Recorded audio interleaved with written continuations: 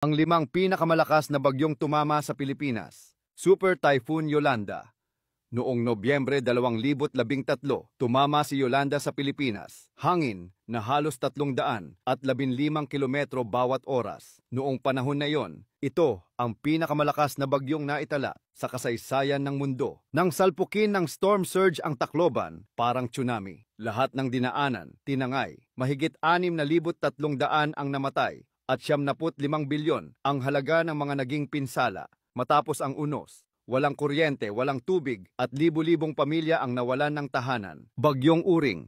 Nobyembre 1971, akala ng lahat mahina lang si Uring, pero biglang bumuhos ang ulan sa Leyte nang walang tigil. Sa Ormoc City, isang dambuhalang baha ang bumagsak mula sa bundok. Tubig at putik ang kumubkob sa buong lungsod sa loob lang ng ilang minuto. Mahigit 5,000 katao ang nalunod o nawala. Ang gabing yon, isa sa pinakamadilim sa kasaysayan ng Ormoc. Bagyong Ondoy.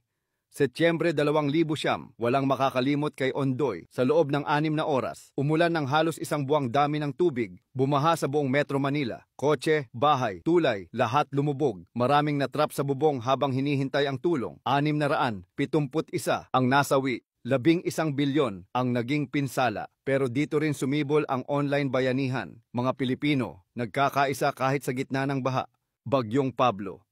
Disyembre 2012, unang beses sa matagal na panahon na tumama ang super typhoon sa Mindanao. Si Pablo ay may hangin na halos 280 kilometro bawat oras. Pinadapa ang mga punong kahoy, pinadulas ang mga bundok. Sa Compostela Valley, parang gumuho ang mundo. Mahigit 1,900 ang namatay at 24 na bilyon ang nawala. Mindanao noon, hindi sanay sa ganitong kalakas na bagyo, kaya marami ang hindi handa.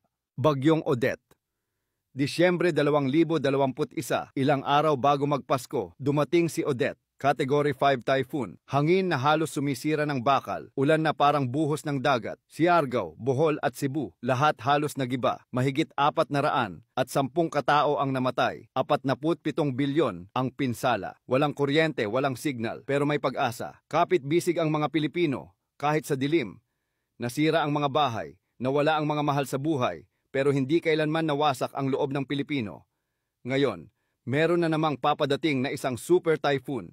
Pero kahit ilang bagyo pa ang dumating, tayo'y babangon lagi.